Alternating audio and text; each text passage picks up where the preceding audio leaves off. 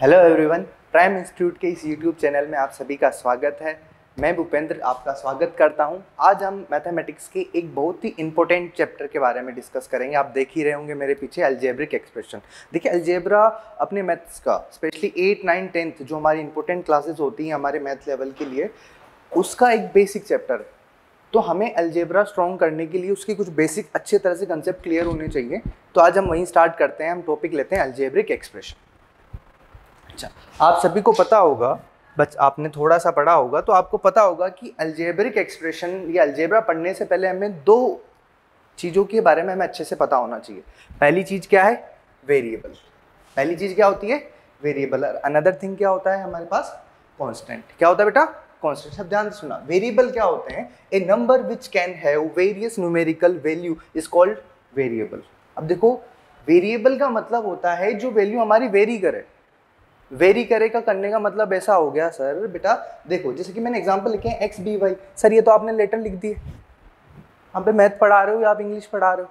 बेटा मैथ ही है। मैथ में क्या होता है बेटा, जैसे कि सपोज करो मैंने आपको कुछ कहा, मैंने कहा कि बेटा आप 4 मैंगो लेके आओ, तो आप समझोगे कि हाँ सर ने 4 मैंगो मंगाए हैं, मुझे 4 मैंगो लेके आने हैं, ठीक है। अब मैंने कहा कि आप एक्स मैंगो लेके आओ, आप बी मैंगो लेके आओ, आप सी मैंगो लेके आओ, तो आप समझोगे। या फिर मैंने कहा आपके पास एक्स टॉफ़ीज़ हैं, आपके पास बी टॉफ़ीज़ हैं, तो या तो आप ये समझोगे या तो सर ये कोई टॉफ़ी का ब्रांड है या फिर कोई मैंगो का ब्रांड है। समझ पाए ना मेरी बात को? तो उसकी वैल्यू आपको नहीं पता, आपको ए का मतलब नहीं पता, बी का मतलब नहीं पता, आप उसकी वैल्यू आइडेंटिफाई नहीं कर सकते। तो वही है बेटा a number which can have various value. कौन सी वैल्यू? वेरियस मतलब बहुत सारी, कोई भी वैल्यू हो सकती है, आप डिसाइड नहीं कर सकते। Number numerical value is called variable. Like x हो गया, बी हो गया, ठीक है। जनरली हम वेरिएबल्स को हमेशा स्मॉल इंग्लिश अल्फ़ाबेट से ही लिखते हैं। Small English alphabets mean small X, small B, small Y, A to Z तक small alphabets. And constant, a symbol have fixed numerical value is called constant. अब numerical value जिसकी fix value होती है, जैसे कि 2, बेटा 2 फिक्स वैल्यू है, मेरे लिए भी 2 का मतलब 2 है। समझ पा रहे हो? आप भी क्या हो, आप ऐसा थोड़ी मेरे लिए मतलब हाँ सर 2 आपके लिए ये है, मेरा मतलब ये है ना, फिक्स वैल्यू है। आप यहाँ चल जाओ, कहीं भी और चल जाओ, 2 का मतलब 2 ही रहेगा, ठीक है। तो ये दो बातें हमें पता होनी चाहिए कि वेरिएबल और कांस्टेंट क्या होते हैं, ठीक है। समझ में आया? चलो अब आगे बढ़ते हैं। आगे अब हमारे पास है, देखो अब यहाँ मैंने डेफिनेशन लिखी हुई है। डेफिनेशन क्या कहती है हमारी? A combination of constant and variables are connected by fundamental operation is called an algebraic expression. क्या बोला बेटा मैंने? सब ध्यान से देखिए, समझेंगे बेटा। क्या बोला? कॉम्बिनेशन। अब किसका कॉम्बिनेशन? कांस्टेंट का एंड वेरिएबल्स का। कांस्टेंट का एंड वेरिएबल का क्या करना है हमें? कॉम्बिनेशन करना है। कॉम्बिनेशन किससे करना है? फंडामेंटल ऑपरेशन से। फंडामेंटल ऑपरेशन से करना है। किससे करना है बेटा? Fundamental operation. फंडामेंटल ऑपरेशन अगर आपको पता ही होंगे बेटा, हमारे क्या होते हैं? Addition, subtraction, multiplication and division. These are our fundamental operation, okay. जैसे कि अगर आप कोई वेरिएबल लो, कोई कांस्टेंट लो, उनका फंडामेंटल ऑपरेशन से क्या कर दो? कनेक्ट कर दो, तो हमारा क्या बन के आ जाएगा बेटा? हमारा बन के आ जाएगा अलजेब्रिक एक्सप्रेशन। चलो मैं आपको समझाता हूँ, आप समझने की कोशिश करना, ठीक है। चलो जैसे कि मैंने क्या लिया, पहले कांस्टेंट लिखा है। देखिए मैंने कांस्टेंट ले लिया 2 इज अ कांस्टेंट। फिर उसके बाद मैंने वेरिएबल लिया। उस वेरिएबल, जैसे ये वेरिएबल ले लिया मैंने, सपोज करो मैंने एक्स वेरिएबल ले लिया, फिर इसको मैंने कनेक्ट कर दिया बाई ऑपरेशन, फंडामेंटल। सपोज करो मैंने इसको एडिशन से कनेक्ट कर दिया, सपोज करो मैंने इसको सब्ट्रैक्शन से कनेक्ट कर दिया, सपोज करो मैंने इसको मल्टीप्लिकेशन से कनेक्ट कर दिया, ठीक है। तो ये सब क्या है बेटा? हमारे लिए अलजेब्रिक एक्सप्रेशन है। अब इसको हम 2x भी लिख सकते हैं, ओके। तो 2 + x, 2 - x and 2x, these all are over algebraic expression. क्या बेटा? Algebraic expression. ये सब हमारे लिए क्या है? अलजेब्रिक एक्सप्रेशन है, ओके। समझ में आया? अच्छा, एक वर्ड और होता है जो थोड़ा सा आपके लिए दिक्कत करता है आपको। वो वर्ड क्या है बेटा? अच्छा, यही कौन सा कलर लें? ये वाला। अच्छा, तो वो वर्ड होता है बेटा हमारे लिए इक्वेशंस। क्या होता है बेटा? इक्वेशन। देखो इक्वेशन में बच्चे कंफ्यूज रहते हैं, वो बहुत बार अलजेब्रिक एक्सप्रेशन को, जैसे कि 2 + x, बस it is a algebraic expression but not a equation. It is algebraic expression but not a equation.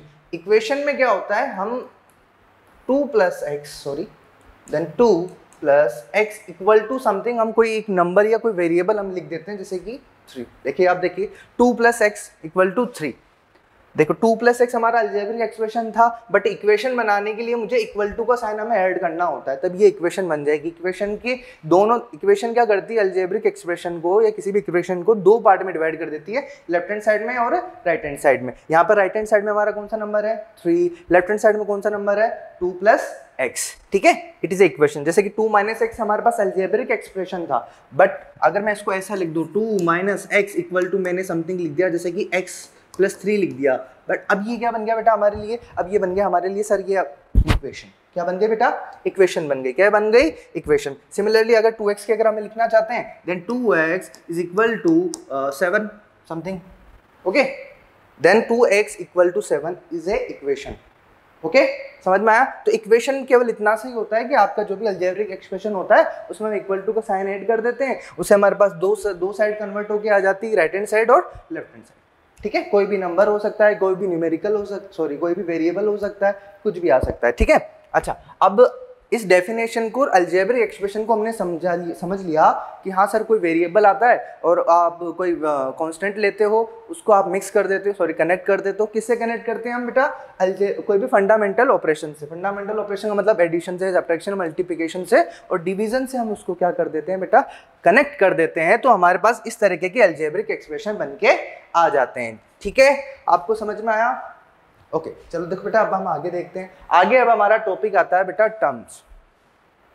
क्या आता है बेटा, टर्म। देखो सब मेरी बात ध्यान से सुनो। अलजेब्रा में जनरली जो बेसिक जो चीज है, दो तरीके की जो चीजें होती हैं। पहली चीज होती है हमारे पास एडिशन, सब्ट्रैक्शन, मल्टीप्लिकेशन, डिवीजन। पहले हमें अलजेब्रा में ये अच्छे से आना चाहिए। फिर इसमें एक टॉपिक आता है आइडेंटिटी, जो अपनी ज्यादातर सीनियर क्लासेस में, मतलब कि 9th और 10th में इंपॉर्टेंट ज्यादा टॉपिक है, क्योंकि हमारा अलजेब्रा में दो पार्ट है एक तरह से। अपने मैं केवल सिलेबस के रिगार्डिंग बात कर रहा हूँ। ठीक है, तो टर्म्स, जब तक आप एडिशन, सब्ट्रैक्शन, मल्टीप्लिकेशन, डिवीजन नहीं सीखोगे तब तक आप आइडेंटिटी नहीं सीख सकते। आइडेंटिटी नहीं सीख सकते तो आप 9th और 10th लगभग अलजेब्रा भूल ही जाओ। ठीक है बेटा, तो टर्म्स सीखना इसलिए ज़रूरी हो जाता है क्योंकि टर्म्स से हम एडिशन और सब्ट्रैक्शन और मल्टीप्लिकेशन, डिवीजन आसानी से कर सकते हैं, आसानी से सीख सकते हैं। उसमें जो थोड़ा कन्फ्यूज़न रहता है आपको कि कहाँ में कौन सा साइन आएगा, ये इससे ऐड होगा नहीं होगा, ये मल्टीप्लाई होगा नहीं होगा, वो क्लियर हो जाता है। ठीक है, इसलिए इस टॉपिक्स को हल्के में नहीं लेना है। काफ़ी बच्चे इस टॉपिक्स को हल्के में लेते हैं, तो आपको बिल्कुल हल्के में नहीं लेना है। ठीक है, अब देखिए टर्म्स होती क्या है। अब टर्म्स क्या होती हैं आपको देखना है बेटा। देखो मैंने यहाँ पे क्या लिखा है, x लिखा है, 4x लिखा है, 4/x लिखा है। क्या लिखा है बेटा, x 4x 4/x, और यहाँ लिखा है 4 + x एंड 4 - x। ओके, ये बात समझ में आ रही है बेटा। ठीक है, देखो उसके अलावा मैंने यहाँ पे कुछ लिखा हुआ है। देखो मैंने यहाँ लिखा है, इस जगह आप देख पा रहे हो बेटा, ये दो बातें लिखी हुई है। Plus and minus separated the terms. Plus और माइनस क्या करते हैं बेटा, टर्म को सेपरेट करते हैं, अलग अलग करते हैं। And multiplication, division do not separate the term. Multiplication और डिवीजन क्या करते हैं, टर्म को सेपरेट नहीं करते हैं। और एडिशन और सब्ट्रैक्शन हम क्या करते हैं, यानी कि प्लस और माइनस टर्म को सेपरेट करते हैं। जैसे कि सपोज करो यहाँ पे लिखा हुआ है x लिखा है, 4x लिखा है, 4/x लिखा हुआ है। ये सब क्या है बेटा, ये सारी क्या है, ये वन टर्म है बेटा। ये क्या है, यहाँ पे कितनी टर्म्स, अगर आपसे कोई पूछ ले इस तरह का आपको एक्सप्रेशन देके, ये तीनों अलजेब्रिक एक्सप्रेशन लिखे हुए हैं, ये कितनी टर्म्स सर, ये x भी सिंगल टर्म है, 4x भी सिंगल टर्म है, 4/x भी सिंगल टर्म है। क्योंकि 4/x किससे, और 4x का मतलब सॉरी क्या हुआ बेटा, मल्टीप्लाई। तो मल्टीप्लाई इसको सेपरेट करता नहीं है। 4/x क्या हुआ बेटा, डिवीजन है। तो डिवीजन भी क्या करता है, टर्म को सेपरेट करता नहीं है, इसलिए यहाँ सभी क्या है, सिंगल टर्म है। बट अब यहाँ देखोगे, जब आप यहाँ देखोगे बेटा, तो यहाँ कितनी टर्म है बेटा, सर यहाँ है 2 टर्म। कितनी टर्म, यहाँ है बेटा 2 टर्म। अब 2 टर्म कैसे है, सब ध्यान से देखो 2 टर्म, ये 4 दिख रहा है आपको और ये x दिख रहा है आपको। तो ये 4 अलग है और x अलग है, तो दोनों को सेपरेट किसने किया हुआ है, एडिशन ने सेपरेट किया हुआ है, प्लस साइन ने सेपरेट किया हुआ है। इसलिए यहाँ पर कितनी टर्म है, ये हमारे पास फर्स्ट टर्म है, ये हमारे पास सेकंड टर्म है। तो टोटल कितनी टर्म होगी बेटा, 2। सिमिलरली आगे देखो 4 - x लिखा हुआ है। 4 एक अलग टर्म, 4 एक हमारे पास अलग टर्म है, x हमारे पास अलग टर्म है। दोनों को सेपरेट किसने किया हुआ है, सब्ट्रैक्शन ने किया हुआ है। तो यहाँ पर हमारे पास कितनी टर्म हो गई, 2 टर्म्स हो गई। इसलिए ये बात आप मोस्ट इंपॉर्टेंट है बेटा, इसको अच्छी तरह से, जिसको एडिशन सब्ट्रैक्शन में प्रॉब्लम आती है, टर्म्स पहचानने में प्रॉब्लम आती है, वो इस बात को अच्छी तरीके से समझ ले कि एडिशन और सब्ट्रैक्शन टर्म को सेपरेट करते हैं, लेकिन मल्टीप्लिकेशन और डिवीजन यहाँ को सेपरेट बेटा नहीं करते हैं। ठीक है, समझ में आया। आया? जैसे कि अपन कुछ एग्जांपल ले लेते हैं इसके ऊपर ताकि थोड़ा सा आप अच्छे से समझ पाओ। ओके, ध्यान से समझना। जैसे कि मैं यहाँ पे कुछ लिख देता हूँ,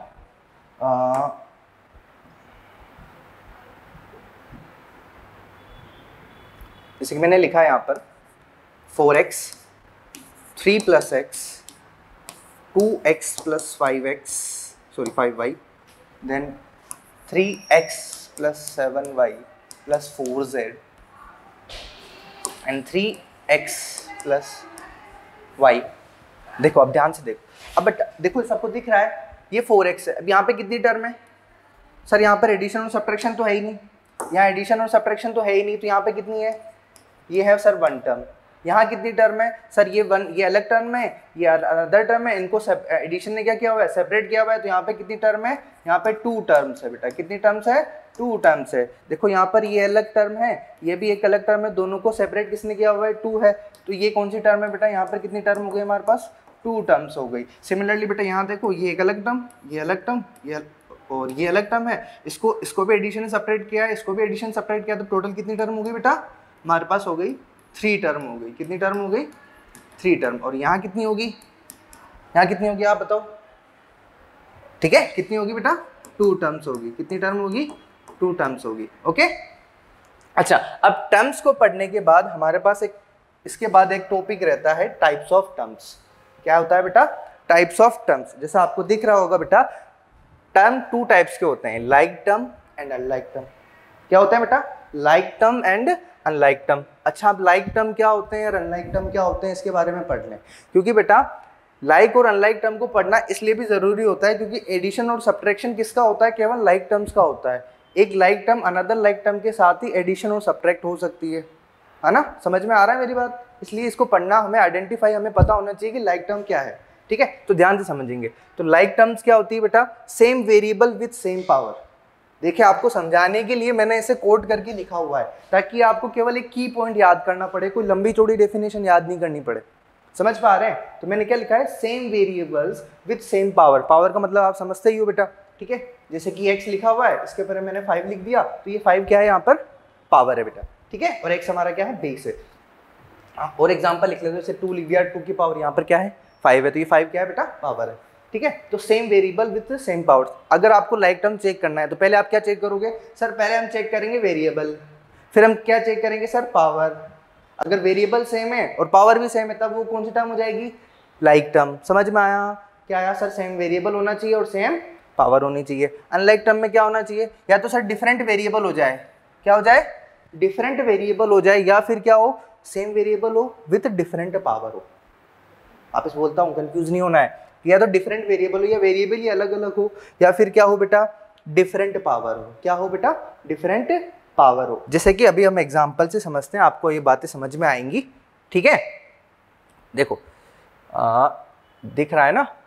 इन बातों को देखते रहना, इन क्वेश्चंस के खुद आंसर करने की भी कोशिश करना। मैं यहाँ पे कुछ लिखूंगा, आपको आइडेंटिफाई करना है। केवल 2 बेस बनाना, वेरिएबल चेक करना है, पावर चेक करनी है। जस्ट एग्जांपल मैंने लिया 3xy एंड मैंने लिया 7xy। ठीक है, अच्छा अब ये इनको चेक करना है कि भाई ये लाइक टर्म है या नहीं है। इनको हमें चेक करना है कि ये लाइक टर्म है या नहीं है। तो हम पहले क्या चेकेंगे? हम चेक करेंगे सबसे पहले सर इसका सेम वेरिएबल होने चाहिए। क्या चेक करेंगे? सेम वेरिएबल होने चाहिए। और क्या होनी चाहिए? सेम पावर होनी चाहिए। सेम वेरिएबल होना चाहिए और सेम पावर होनी चाहिए। एक और मैं एग्जांपल ले लेता हूँ, जैसे कि 3x² एंड ले लिया मैंने 5xy²। यहाँ पर भी वही चेक करना है, क्या सेम वेरिएबल है और सेम पावर है क्या? ये हम दोनों बातें चेक करेंगे। जो ये दोनों बातें सेटिस्फाई करता है वो लाइक टर्म है, अदरवाइज वो अनलाइक टर्म है बेटा। ठीक है, चलो अच्छा एक बात बता दें, देखिए दोनों इक्वेशन में मैंने ध्यान से देखा तो सेम वेरिएबल है। इसमें x वेरिएबल आ रहा है, इसमें भी x वेरिएबल आ रहा है, इसमें y वेरिएबल आ रहा है, इसमें भी y वेरिएबल आ रहा है। तो ये दोनों सेम वेरिएबल वाली बात हो गई। समझ में आया? देखो दोनों में x आ रहा है, इसमें भी वेरिएबल है, उसमें भी x वेरिएबल है, इसमें भी y वेरिएबल है, उसमें भी y वेरिएबल है। तो चलो वेरिएबल तो सेम है। अगला वाला सेम पावर, यहाँ पे x की पावर 1 है, वहाँ पे भी x की पावर 1 है। अच्छा अच्छी बात है। यहाँ पर भी y की पावर 1 है, वहाँ पर भी y की पावर 1 है। तो ये सेम पावर भी है, इसलिए हम इसको क्या कह देंगे बेटा? इसको हम रख देंगे लाइक टर्म। ये कौन सी टर्म है हमारे पास? ये है लाइक टर्म। समझ में आया? हमने किस चेक किया? हमने वेरिएबल चेक किए, मतलब सेम वेरिएबल और सेम पावर। अब इसमें क्वेश्चन में आते हैं, सर आपने यहाँ लिखा है 3x² और 3xy²। अच्छा यहाँ सेम वेरिएबल है क्या? सर यहाँ पर x वेरिएबल है, उधर भी x वेरिएबल है, सही है। इधर y वेरिएबल है, उधर भी y वेरिएबल है, ये भी बात सही है सर। चलो अच्छी बात है, फर्स्ट बात तो हमारी क्या हो गई, फर्स्ट थिंग हमारी सेटिस्फाई होगी। अच्छा सेम पावर, अच्छा यहाँ पर x की पावर 2 है, वहाँ पर x की पावर 1 है। अरे ये क्या हो गया? यहाँ पर x की पावर 2 है, यहाँ x की पावर 1 है, इसका मतलब हमारी पावर तो अलग अलग है। तो ये अनलाइक टर्म, ये बात सेटिस्फाई नहीं हुई, तो ये कौन सी टर्म हो गई बेटा? अनलाइक टर्म हो गई। क्या हो गई बेटा? अनलाइक टर्म हो गई। समझ में आया? हाँ बच्चों, आया नहीं आया? ठीक है। फिर उसके बाद में एक और क्वेश्चन हम ले लेते हैं, जस्ट एग्जांपल मैंने एक अनदर क्वेश्चन लिया बेटा, जैसे कि क्वेश्चन ले लिया मैंने 3x² चलो ये पहले ले लिया था हमने, हम लिख देते हैं 2a² b³ एंड 3b³ और a² नेगेटिव। इन दोनों को हमें चेक करना है, और हमें ये चेक करना है यहाँ पर 3abc और 3abx। ओके, हम इनके लिए चेक करना है। तो हमारा क्राइटेरिया तो वही है, हम पहले क्या चेक करते हैं बेटा? बोलो बोलो, हम पहले क्या चेक करेंगे? हम चेक करेंगे पहले सेम वेरिएबल होना चाहिए। क्या चेक करेंगे सर? सेम वेरिएबल होना चाहिए, लाइक टर्म में सेम वेरिएबल होना चाहिए, और क्या होना चाहिए? सेम पावर भी होनी चाहिए। पावर हम किसकी देख कर रहे हैं बेटा? वेरिएबल की पावर ही देख रहे हैं ना बेटा। अलजेब्रा पढ़ रहे हैं तो अलजेब्रा में हम जनरली किसके बारे में डिस्कस कर रहे हैं? वेरिएबल्स। तो यहाँ पे वेरिएबल की पावर ही हम देखेंगे, ठीक है। अब ये चेक करते हैं कि सेम पावर है या नहीं है, ठीक है। इसके आंसर मैं इस तरफ लिख देता हूँ और मैं इसके आंसर इस तरफ लिख देता हूँ, ठीक है। समझ जाएंगे? चलो अब देखो यहाँ पे सेम वेरिएबल है क्या? सर यहाँ a वेरिएबल है, यहाँ a, सर a नहीं है, यहाँ पर a लिखा हुआ है, कोई इशू नहीं बेटा, वेरिएबल तो सेम ही है। वेरिएबल तो a इधर ही है, उधर भी a वेरिएबल है। इधर कौन सा वेरिएबल है? b, इधर भी b वेरिएबल। हाँ सर वेरिएबल तो सेम है, हमारे पास वेरिएबल तो सेम है, कोई दिक्कत नहीं है सर, सेम वेरिएबल तो है। क्या सेम पावर भी है? ये भी चेक करना पड़ेगा।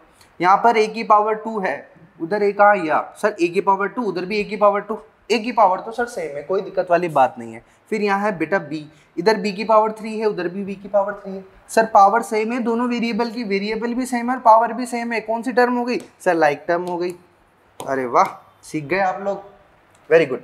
अब देखो यहाँ लिखा है 3abc और यहाँ लिखा है, मैं एक बार रिपीट कर देता हूँ इसको वापस। यहाँ लिखा हुआ बेटा माइनस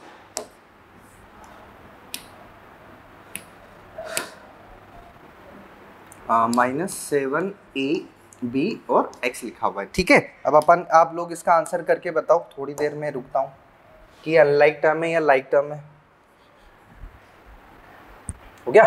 अच्छा पहले देखो वेरिएबल चेक करो, सेम वेरिएबल, क्या इसमें सेम वेरिएबल है? सर यहाँ पे a वेरिएबल है, यहाँ पर भी a वेरिएबल है। सर यहाँ b वेरिएबल है, यहाँ पर भी b वेरिएबल है। सर यहाँ वेरिएबल c है, यहाँ वेरिएबल c तो है ही नहीं, ये तो x आ गया, तो सेम वेरिएबल ही नहीं है बेटा। यहाँ तो आगे चेक करने की नीड ही नहीं है आपको, वेरिएबल ही सेम नहीं है, तो कौन सी टर्म हो गई बेटा? ये हो गई अनलाइक टर्म। कौन सी टर्म हो गई?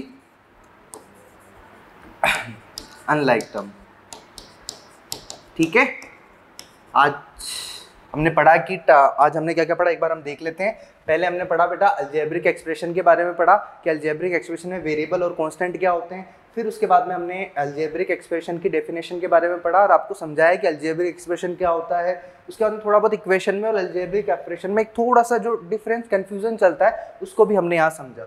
फिर उसके बाद में हमने क्या डिस्कस किया बेटा? हमने यहाँ डिस्कस किया बेटा टर्म्स के बारे में। हमने डिस्कस किया कि भाई टर्म्स क्या होती हैं, जैसे कि यहाँ पे 1 टर्म है, 2 टर्म है, 3 टर्म्स है, ये क्या होती हैं, इनका क्या रोल होता है मैथमेटिक्स में। उसके अलावा हमने ये भी समझा कि जो प्लस और माइनस है, एडिशन और सब्ट्रैक्शन है बेटा, वही सेपरेट करते हैं टर्म्स को, है ना।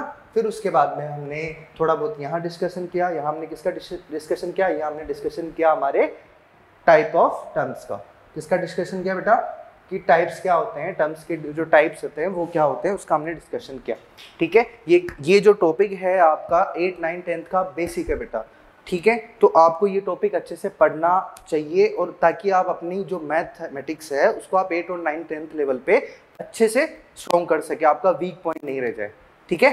तो आज के लिए इतना ही। नेक्स्ट क्लास में हम अनलाइक टर्म्स और लाइक टर्म्स से बेसिक कुछ क्वेश्चन करेंगे, साथ ही एडिशन और सब्ट्रैक्शन के कुछ अच्छे से क्वेश्चन करेंगे, जिससे कि आप अपनी अलजेब्रा को और अपने मैथ को अच्छे से स्ट्रॉन्ग कर सकते हैं। ठीक है, इस वीडियो को देखने के लिए बहुत बहुत आपका शुक्रिया, धन्यवाद। हम अगले वीडियो में मिलते हैं। प्राइम इंस्टीट्यूट चैनल को देखते रहिए, लाइक कीजिए, सब्सक्राइब कीजिए और कमेंट करना ना भूलिए। बाय।